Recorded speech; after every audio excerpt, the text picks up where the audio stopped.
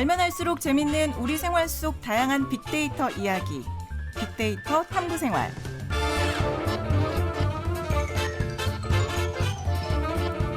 빅데이터 탐구생활 서수민 리포터와 함께합니다. 어서 오세요. 안녕하세요. 리포터 서수민입니다. 네, 한 주를 굉장히 바쁘게 보내시는 걸로 알고 있는데 어떻게 한 주 잘 보내셨나요? 네, 저 정말 일도 열심히 하고 또 잘 챙겨 먹고 그랬거든요. 네. 어제는 제가 찜닭을 먹었는데 네네. 그래서 그런지 지금 아침이라 눈이 잘 안 떠지는 거예요. 그래서 혼자 이렇게 거울을 보면서 조금 부었나 생각하고 있는데 이제 PD님께서도 네. 그 얘기를 해줄까 말까 고민을 엄청 하셨다는 거예요. 아, 그랬대요? 네, 그래서 또 이게 보이는 라디오 남으니까 밑밥을 한번 깔아봤어요. 아니 제가 보기엔 괜찮은데 혹시 지금 눈이 그럼 반만 뜬 거가 그 정도인가요? 아니요, 위에 이제 네. 도톰하게 마카롱이 올라가 있는 느낌이.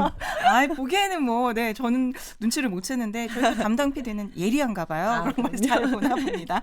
자, 오늘은 어떤 주제 준비해 오셨나요? 네, 오늘은 범죄로부터 우리를 지켜주는 빅데이터입니다. 와, 이거는 주제만 들어도 든든해지는데 범죄로부터 지켜준다. 그러니까 빅데이터를 활용하면 미래에 있을 범죄도 미리 알 수 있다. 뭐 이런 건가요? 네, 맞습니다. 빅데이터는 범죄자를 잡는 데도 쓰이지만 범죄를 예측하는 데도 쓰입니다. 중요한 건 범죄가 일어나지 않도록 하는 거잖아요.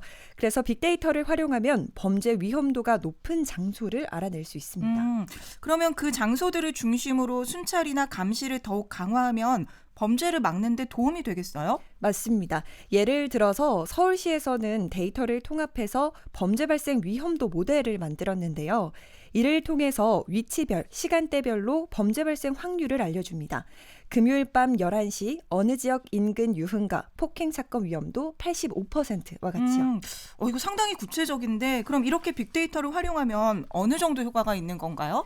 네, 지역별 분석 모델별로 또 차이가 있겠지만 대구의 경우를 살펴봤더니 데이터 분석 결과를 바탕으로 순찰 노선을 최적화했거든요.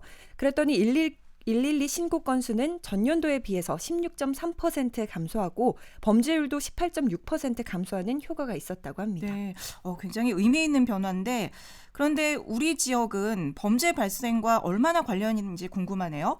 네, MC님, 그 깨진 유리창 이론이라고 혹시 아시나요?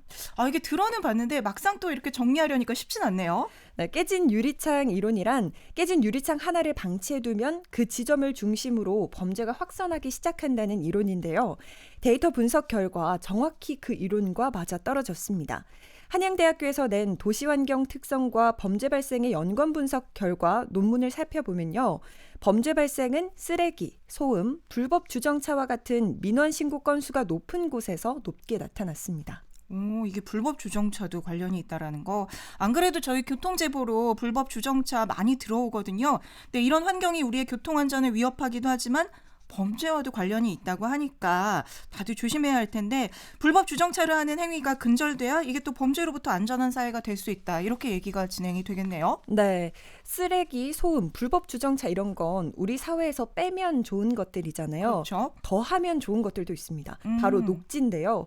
도시의 녹지 비율이 높을수록 범죄 발생은 유의미하게 낮아졌다고 해요. 이 녹지가 범죄로부터 자신을 보호하는 방어적 공간이 될 수 있다고 합니다. 그렇군요. 도심의 녹지대와 범죄의 관련성에 대해서는 생각해 본 적이 없거든요. 저는 네네. 그런데 여러분은 어떠신지 모르겠습니다. 그리고 이런 데이터 분석을 바탕으로 방범 인프라도 개선이 된다고요? 네, 우리가 길을 걷다 보면 긴급 상황에 누를 수 있는 비상벨을 볼 수 있잖아요. 네. 범죄 분석 결과에 따라서 설치되는 경우도 있습니다. 이게 설치돼 있다고 해서 다 위험한 곳이라고는 할 수 없지만 데이터를 바탕으로 추가 설치 등이 이루어지는 거죠. 그렇군요.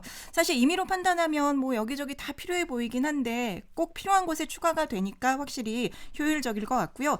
그리고 울산에서도 빅데이터를 활용해서 범죄를 예측 또 예방하고 있다면서요? 네, 지난 2022년에 울산 북구에서 울산 최초로 범죄 예측 분석 지도를 만들었습니다. 당시 3,400건의 CCTV 정보를 분석했는데요. 범죄 위험률이 한눈에 보일 수 있도록 북구 지도 위에 색의 진하기로 표시를 했습니다. 더 위험할수록 진한 색으로 표시가 되는 거죠. 네, 이를 바탕으로 취약 지점을 집중적으로 관리하고 안전 취약 분야에 대한 개선 대책도 세울 수 있었습니다. 또 중구도 2023년 빅데이터를 범죄 분석 대응 플랫폼 구축에 활용하겠다고 밝혔고요. 지금까지도 우리들의 일상을 든든하게 지켜주고 있습니다. 네, 마지막 관련 소식인데요. 우리 울산이 지역 안전 지수의 범죄 분야에서 높은 등급을 받았네요. 네, 지난 1월에 발표된 2024년 울산광역시 지역안전지수 현황을 살펴보면 2023년에 이어서 지난해에도 범죄 분야에서 2등급을 받았습니다. 해당 지역안전지수는 국립재난안전연구원에서 분야별 국가안전 통계 자료를 활용해서 지자체 안전 수준을 개량화해 등급화한 데이터인데요. 네. 등급이 올라갈수록 해당 지역이 안전하다는 의미입니다. 이와 관련해서 울산 시민분들에게 의견을 여쭤봤는데요. 함께 듣고 오시죠. 아무래도 좀 약간 어두운 곳에서 문제가 많이 발생하지 정말 한한 대로에서도 있을 수는 있겠지만 조금은 그래도 그 프로테이지가 줄어들 것 같아요. 가로등 없는 데가 생각보다 많아요.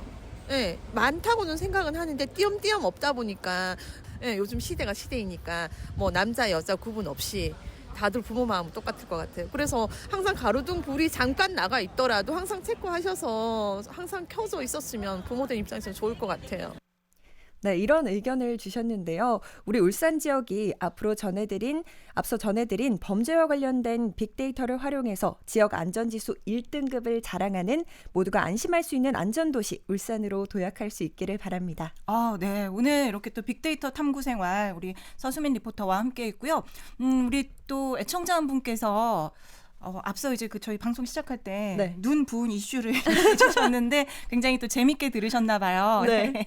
아니, 저희 또 이 빅데이터 탐구 생활 같은 경우는 보이는 라디오로 저희가 올려드리고 있거든요. 코너 끝나고 유튜브에 보이는 라디오로 올려드리고 있으니까 그렇게 또 보이는 라디오를 통해서 뭘 확인하라고 해야 될지 모르겠는데. 오늘은 근데 안 받으셨으면 아니 근데 제가 보기에는 전혀 부은 줄 모르겠는데 자꾸 이렇게 또 우리 수민 씨가 부었다고 하니까 한번 확인해 보시고요. 정말 부은 것 같은지 한번 의견 남겨주시면 감사하겠습니다. 오늘 이렇게 또 정보 감사드리고요. 저희는 다음 주에 함께 할게요. 고맙습니다. 네, 감사합니다.